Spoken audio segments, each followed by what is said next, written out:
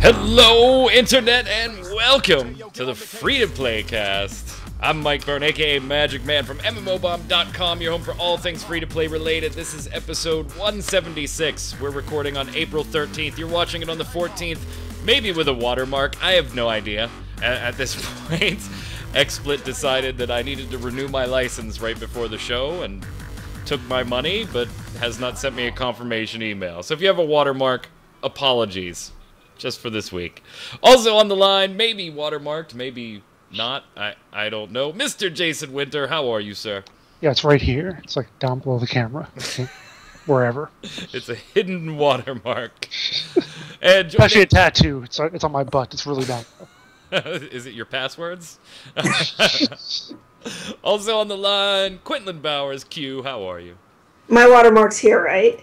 Right. It's probably like on our face. Like it keeps warning me, hey, you're going to have a watermark at high resolutions. And I don't know. Maybe I do, maybe I don't. I didn't see it on the recording that I tested with, but who knows? We shall see.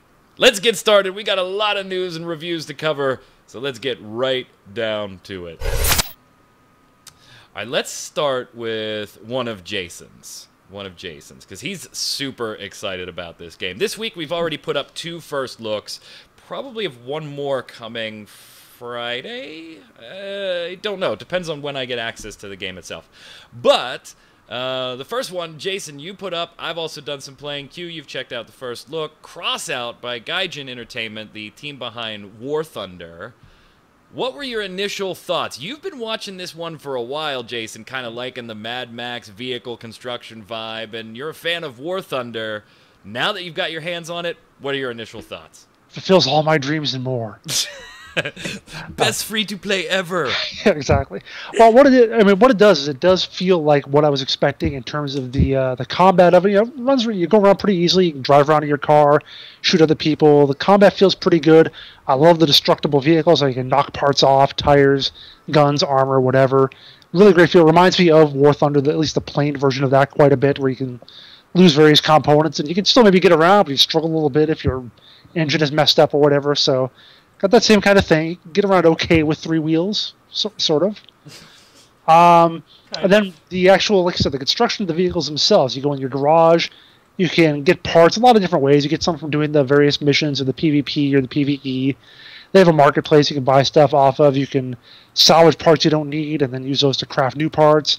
And you go into your vehicle and you can just mix and match everything. You just have this kind of cab, and you put your tires over here, you put guns around here, armor, attach it here or there.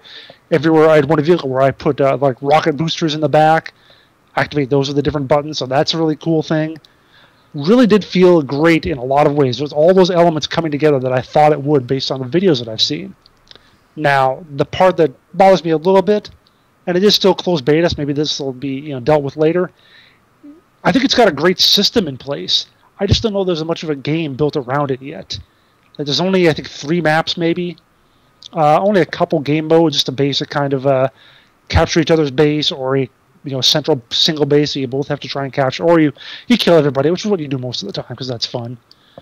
And it just feels like there needs to be, and the battles are pretty short, only about 3 minutes is the length. That's the max time on it. I just wish there was something more to it on that level. There was more, either a longer game mode, or more maps, bigger maps, something like that. And then again, still closed beta. They can still work a lot of that stuff in. I just haven't really seen anything about that and what their plans are to expand the game beyond the basics that they got there. But the overall system, the way they put all that together, is really cool, and I like it a lot. Q.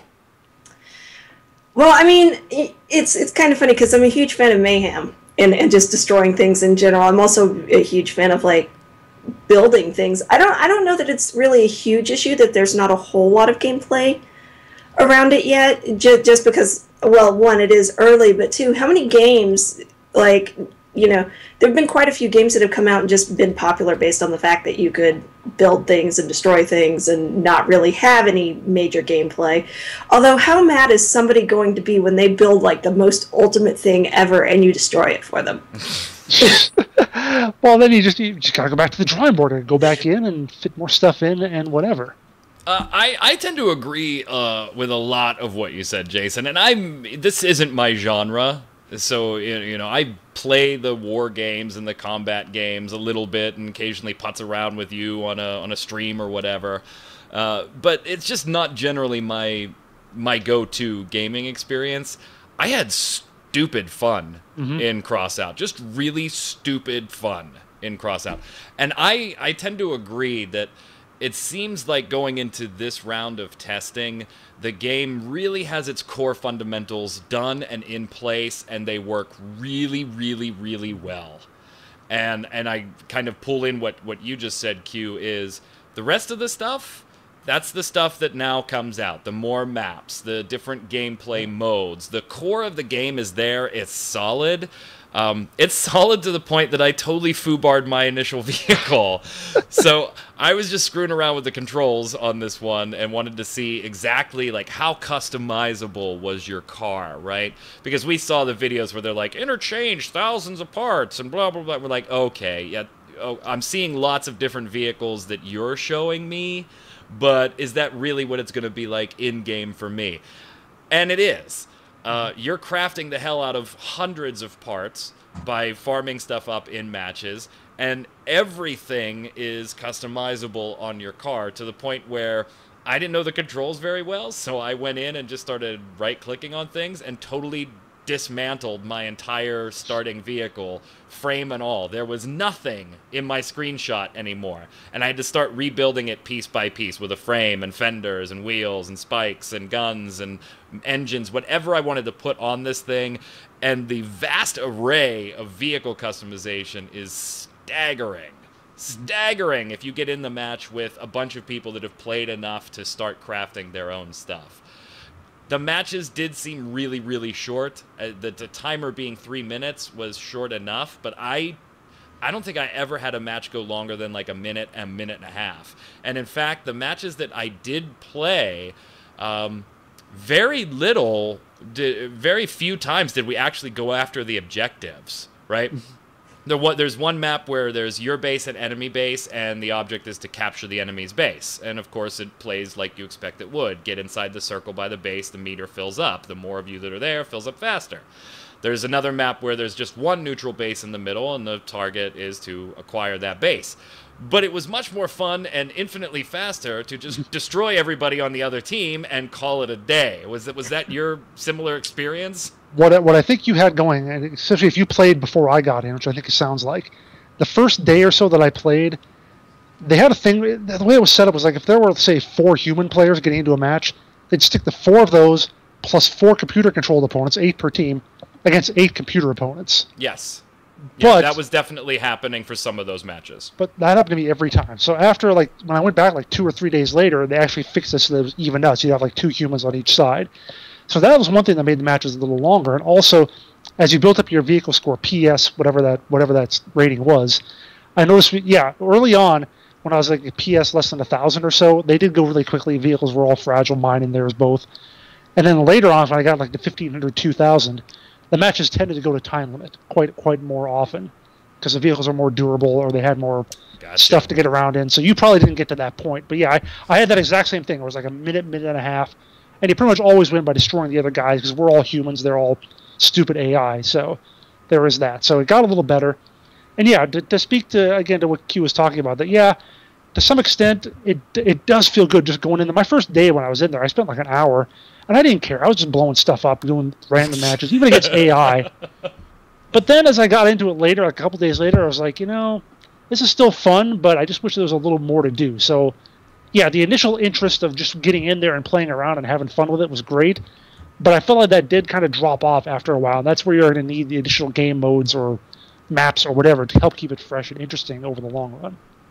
So, Q, we've seen games in this genre, and Gaijin Entertainment has another one in this type of mold in War Thunder, and we know the typical monetization plans that go with it, in custom skins and things like that. I'm wondering how the monetization for Crossout works without feeling like you're taking away such a key element of what the game actually is in that absolute customization of the vehicle. Do you think that maybe I'm just crazy on that idea?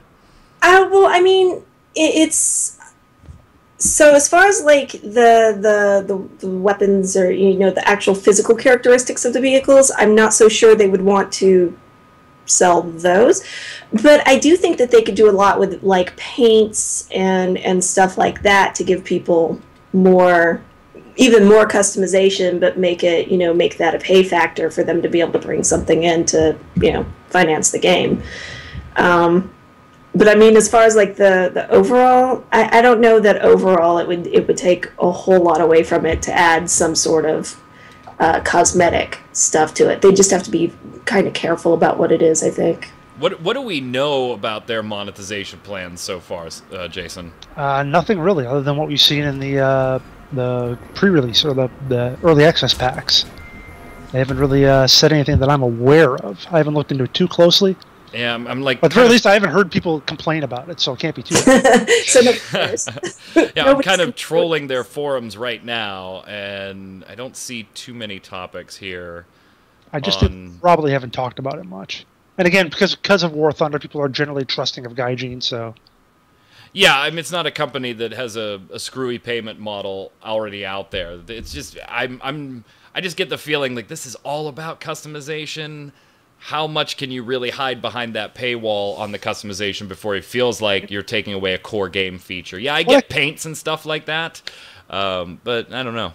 I could see them selling like very basic components, like I have my ugly fenders or the van roofs or whatever. I could see them selling something that has the same stats as that but looks cooler, something that you could easily farm in game, the basic stats of it. But if you want a really shiny sides to your van or something, you can buy those and look like that. So. Flames. It's flames. fun. Well, flames can be something. I guess that could be either an individual component or something that you like a spray. It's an absolute blast. Or something. It does need more depth, but it's an absolute blast right now. Because of the depth, I agree with you, Jason. I probably wouldn't play it all that long because there's just a lack of depth. Once you've created the vehicle that you're not having any problem destroying anybody, there's nothing really else to do right now. Once you reach that pinnacle of my vehicle's as cool as I want to make it, and I'm just not interested in doing anything else with it. But there's so much customization that it's going to take you a little while to get to that point anyway, and give them time to build some more depth to it. Imagine if you could merge this with the Crew. Have this wide open United States area to drive through and do all that. How awesome would that be? Very cool. I hesitate to give it an actual score right now just because the depth just isn't there. And if I had to rate it, so much of a game being on gameplay, it would rate very, very low right now. You're only going to be in a match for a few minutes. You're going to look at the same couple of maps over and over and over again. In the course of an hour, you'll look at the same 3 maps 30 times. So I don't really want to rate this one yet. I want to see where they do more in depth. If you feel comfortable, one of you two, giving it a rating, go for it. I feel like I would give it a dual rating of, I almost feel like I give it a 10 out of 10 for the basic concept of it and the structure that they put behind it. But in terms of the actual game they have right now, what's in there, probably something more like a 4 or 5, I think. Q? I haven't played it, so I don't really think I can rate it. Oh, come on. It's the internet. It's to know stuff. Just be ignorant. I can't give her a hard time. I backed out of it, too. Yeah. All right, let's move on to something Q does know and has played and thinks is hysterical. Q loves stories like this. ArcheAge went ahead and introduced a $100 hot tub. Right? And what the hell's the point here? So the hot tub is not $100 by itself. Okay. it is part of a pack of things. Right. But yeah, they're calling it the $100 hot tub because it's in the $100 pack, and that's the only way you can get it. So what the hell does this do? This whole hot tub item inside this pack that's $100. So it basically clears clears a debuff. So my brain just froze. But it clears a debuff that is generally affected by sleep, so you can sleep again. And by doing so, then you are allowed to basically accumulate more points. But I was actually told in the comments that I was wrong, and so I totally want to admit this, that my number of twice as much, because basically that is what it does, is it gives them a double, or it lets you debuff and you can sleep again, but the way it does it, it's apparently like 3 to 4 times more that you can do this. So yeah, it can be, in the way I read the comments, was in conjunction with other things like the pajamas and stuff like that. Right, so it can really, really accumulate. So let me admit that I do not math well, and I went with the information that I had at the time, which was double. Yeah, some people are saying, there's a bunch of people in the comments saying that it's nowhere near double, Q, you're out of your mind, but then there's other people coming and saying, no, she's talking about what is available on Reddit, where they're talking about using other items in conjunction with this, and they're reaching double, triple, and quadruple. Yeah. I think the net idea here is that an item that is only available in the cash shop is able to increase your labor gains, which is a huge deal in ArcheAge on a daily basis. And is that pay to win or not, Jason? Yeah, pretty much. I mean, people in MMOs have gotten... Early on, we were like, pay to win only meant you get a sword that lets you kill someone better in PvP, so you win. You beat them. And so many people are like, well, a PvE game can't really have pay to win because they don't ever really win. And it's like, okay, sure. Technically, that's kind of true because you don't directly compete with someone else, smashing heads with them exactly. But in a game like ArcheAge, where the win condition for a lot of people is how well you build up your economy and how much stuff you do and that sort of thing, giving you an option like this to do more stuff, to build up your finances better, that's only available in the cash shop, that really is pay to win, according to how you typically win in ArcheAge. Regardless of how, yeah, some people don't play that way or whatever, but that's what they really stress in the game. That's what they want you to... That's what they've geared people towards, what the marketing has been towards, about doing that sort of thing in ArcheAge. So when you put that there and you make it so they can only get it by spending money, it's basically, yeah, pay to win. I love that it's a hot tub, though. Hot tub that only you can benefit from. But other people can sit in. You can share the hot tub. They can't do shit. Just not the benefits of said hot tub. I love that it's a hot tub. I mean, this is fantastic. You need a rest from all those labor points. Have a relaxing chill in my hot tub. With some, according to the picture, some hot ladies. You know? I don't know, the ladies are the ones who own that hot tub. I mean, it might be the ladies. I don't know. and of course it's ArcheAge. I mean, we don't... Every time we're talking about one of these items or decisions lately, it's always the same game. It's always the same game. We just talked about it 2 weeks ago on the last free-to-play cast. Sorry, scheduling conflicts prohibited last week with multiple hosts. It would have been just me, pretty much, just spouting for an hour. But the topic then was the whole scamming thing, and it was ArcheAge. And then this, and it was ArcheAge. It's just, when it rains, it pours. They keep doing it to themselves. And what part of the... Even if Tryon wants to say, we have nothing to do with development, this is a cash shop item in your game that you are the publisher of. You get to determine what you sell and how you sell it to a degree. What made you think this was going to be cool? Because people are going to buy it and they're going to make money off it, and they don't give a flying fuck what you or I think. Yeah, people will. All there is to it. Let's be honest. There is a market for this, or they wouldn't do it. Yeah. Is there really a market for it, though? Look at the comments on not just MMO Bomb, but every other MMO site that ran this information. People who are upset comment. People who are happy keep their mouths shut and just go and buy the thing. I wish we had an insider at Tryon that would secretly, anonymously funnel me financial materials. If you're watching this and you don't like what's going on at work, I'm not sure if this is legal. Anonymous sources, man. Anonymous. You know, my email's readily available publicly. I'm not gonna say it on here, but magicman, and then I work at mmobomb.com. So maybe with that and an ampersand or an @ symbol somewhere, you might be able to find my email.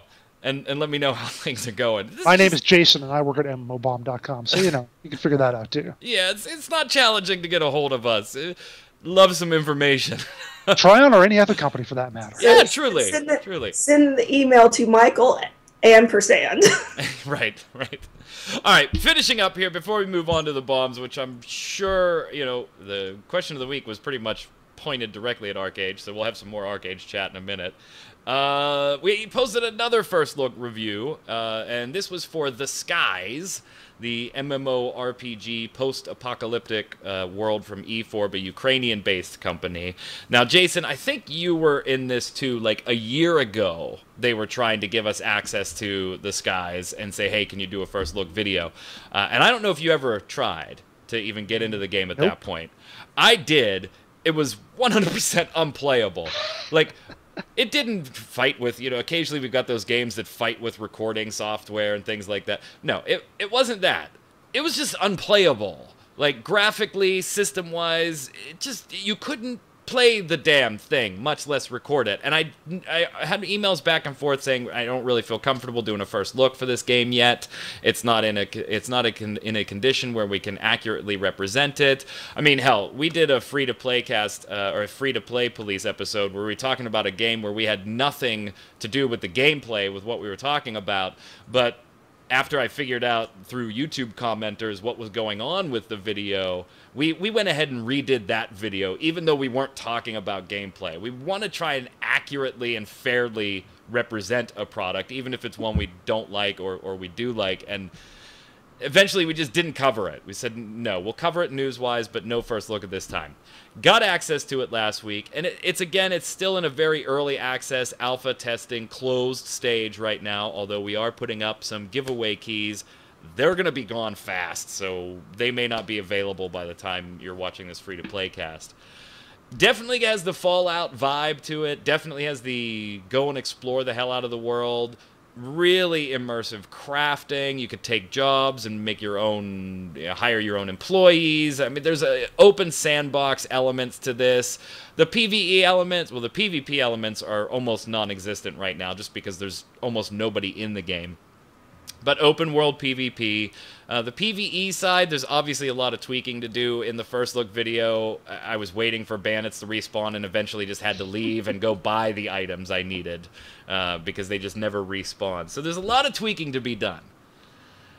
But what I saw a year ago and what I saw this week have been huge leaps and bounds.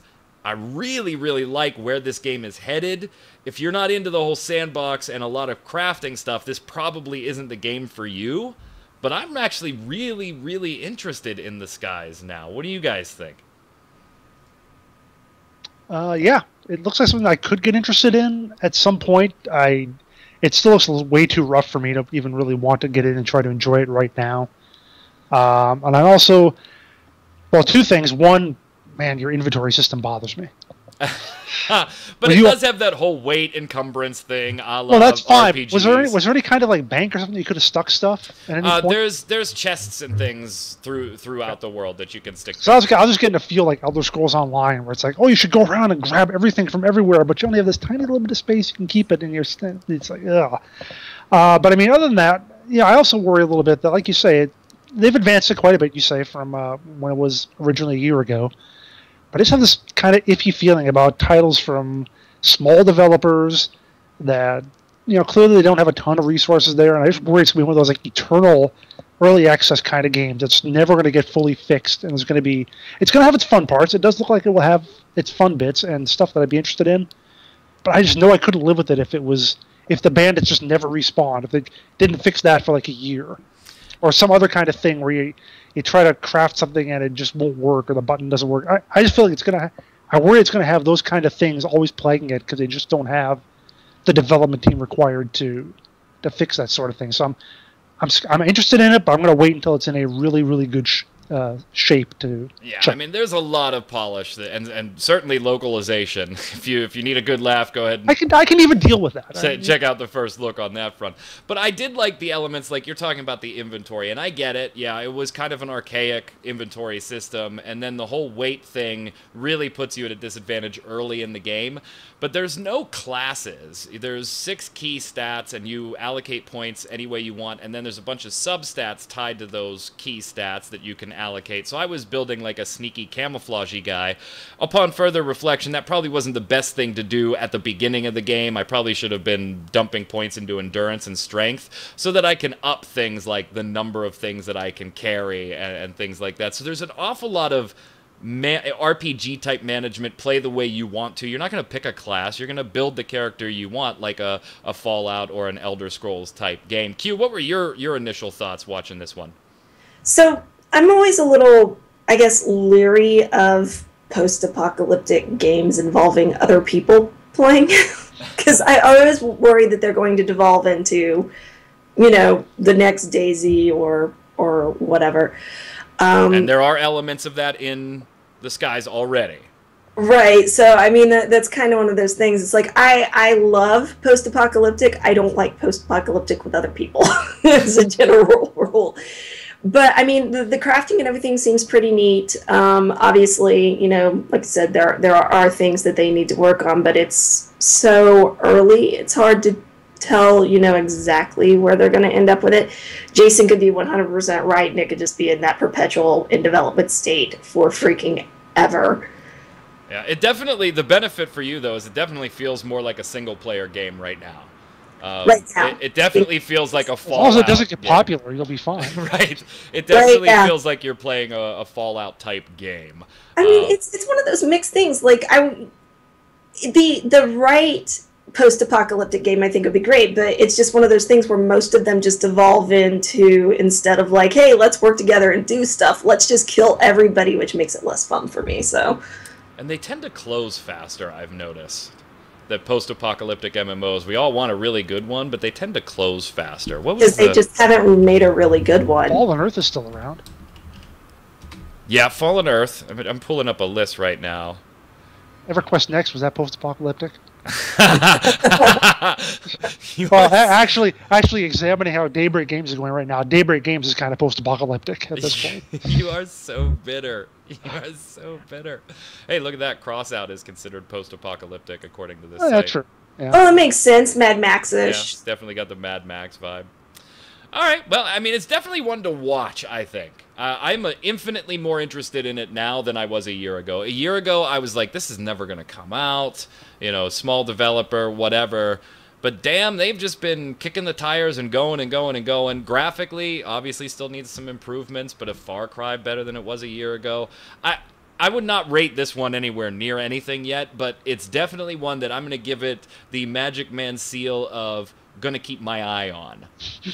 Where until this week, I knew of the skies, but really didn't care, wasn't drawn to it, wasn't watching what they're doing. Now I am. And I think a lot of people are going to be in that same boat, checking it out to see if it's maybe something like they expected ArcheAge to be, and then it wasn't.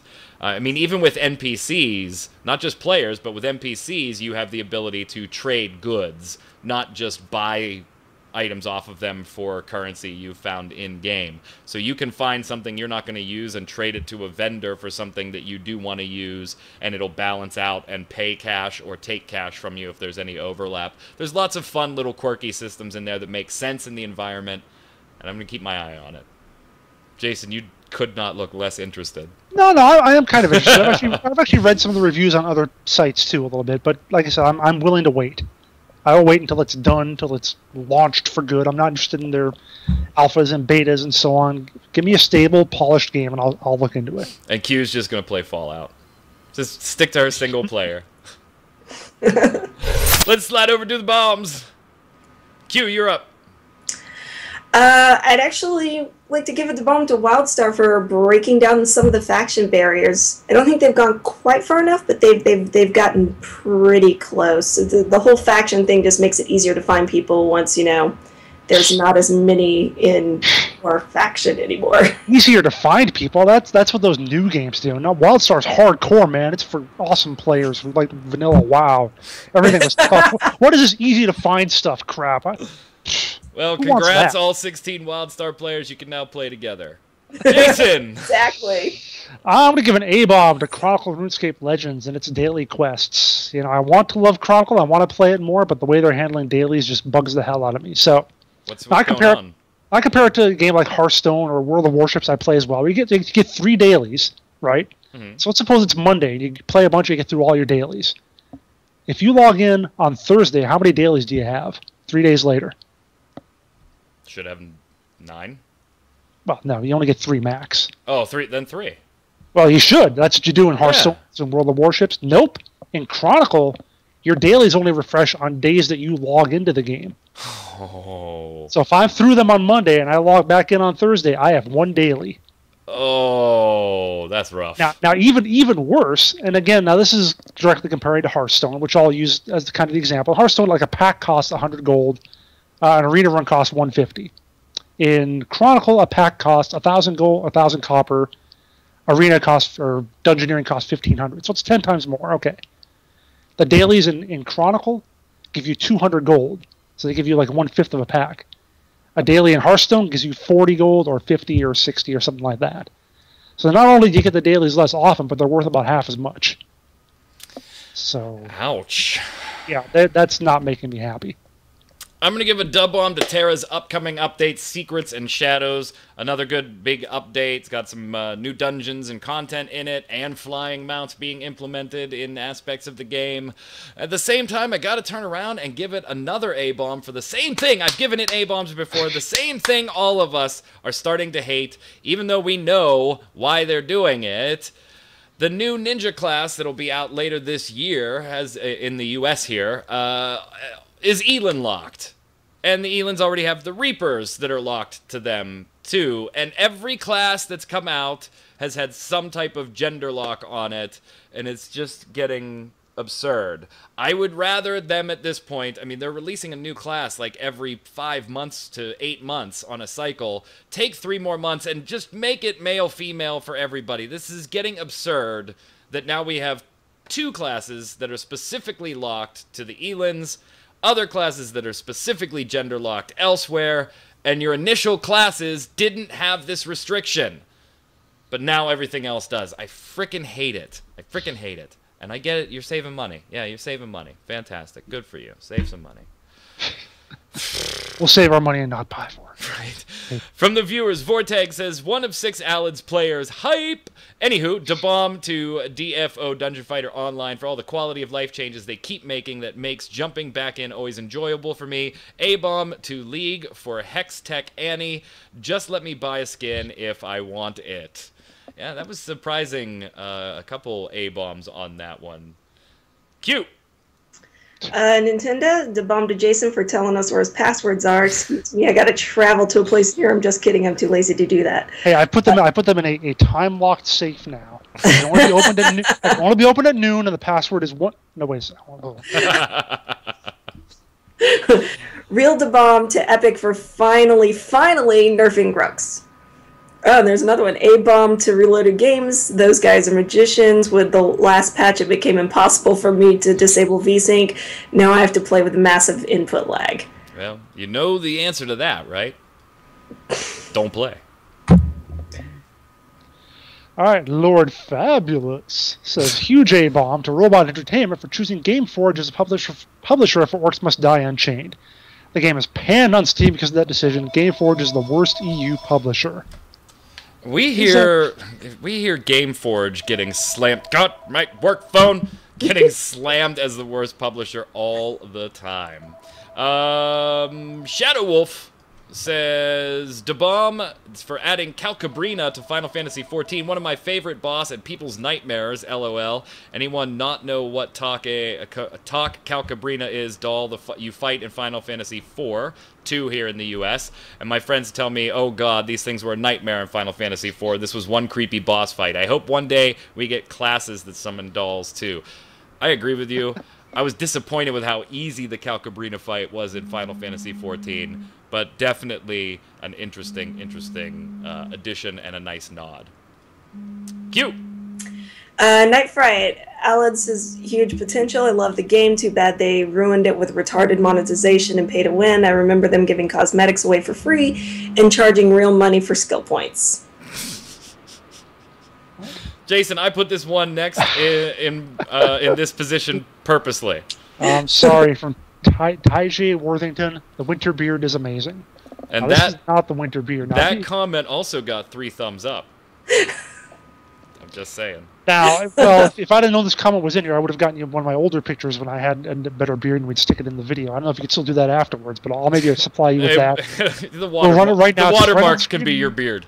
Right now. Okay.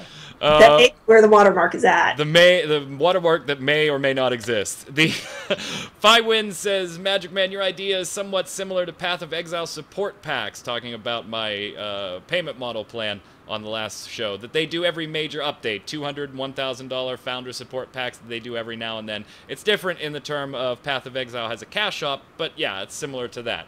You're exactly right. Take away the cash shop and maybe make those prices a little more reasonable, and you had my basic idea. Question of the week last week, I have to know. Do you think scamming players in any game by a change in display name should be fair game? Elusive X Treasure says, for the question of the week, boy, are you asking the wrong person. Let's start with that I do agree with Q. Know who you're trading with, and frankly, if you're so broke you can't afford to pay attention, then you kind of get what you deserve. However, I don't think scamming, at least in PvE-based games, should be allowed at all. With today's crowd, I don't think we need to nudge anything else along that creates jackholes. Hell, things like that are why my guild consists of 4 people and their alts. I used to do some pretty active and elaborate carnival-style recruiting events for my RP guild on WoW, but all we got were people wanting us to run them through guilds, quests, and guild bank robbers who I actively messaged until they returned said items or the equivalent amount in gold. So I gave up on recruiting altogether. If that's the result of these things being okay, then we don't need them in the game. Fair point. Fair point. I may disagree. I think it's a fun aspect, but fair point. You think it's fun because you're a devious, evil man. Shut up. Go ahead, Jason. Nintendo says, the question of the week, scam is always and will forever be a criminal act. And criminal act in capital letters, I should point out. That's what he has there. No matter if in a game or anything else, a company that pretty much only cares if a public person, such as a streamer or YouTuber, gets scammed should pretty much close their doors, because picky favorites are one thing the community will never forget. If a developer company wants to be known for being scammer-friendly, then they're the little boat that will soon stop to float. I like that. Tryon is already struggling to keep players in their games, and then they pull off this. Yeah, but the players they're keeping around are apparently buying $100 hot tubs, so... Yeah, it all evens out when there's hot tubs involved. Go ahead, Q. Gamers Bar, I can't even watch this. I've played A for the longest time. So many friends scammed. It was part of the meta. I'm cool with that. Several games are cool with that sort of thing. Daisy, Eve, etc. Helping this one rich dude doing a stream is pretty fucked up. Though, and here's why. If they helped all these people who got scammed, they would have hundreds more players for this game, and that makes the game better for all people playing. Matt, I'll probably play again sometime, but no time soon. It's like a developer school where they keep getting closer to being okay, but they fuck the pooch as soon as they can. A lot of I've anger. never heard that put that way before. Screwed the pooch, yes. A lot of anger on this topic. UDK Facey, that scamming thing, either way, keep it or leave it. I don't care, as long as it's consistent. Also, it makes them look like they'll bend over for the big dorsal fin of any fat-ass whale. And I think that's where more ArcheAge people were pissed. Yeah. Not that this took place or that it was reversed, but that it was never consistent. Yeah, that was what I brought up, that it just went against their rules that they had published on a couple places on their website. Yep. All right, Cleopatra Rog says, okay, so even though I don't personally like scamming people, my guild, 1 to 2 players in particular, ha ha ha, is quite infamous for it on the server I'm on in ArcheAge. My view on it in any game is if you're stupid, naive, trusting enough, no matter if it's trade with a player you don't know or someone impersonating your friend or any other situation, and you end up getting scammed, you probably deserved it. If you have awesome enough guild, they'll probably issue a KOS, kill on sight, on that player, or even his entire guild. Otherwise, just get over it and move the fuck on with your life instead of whining, bitching, and crying.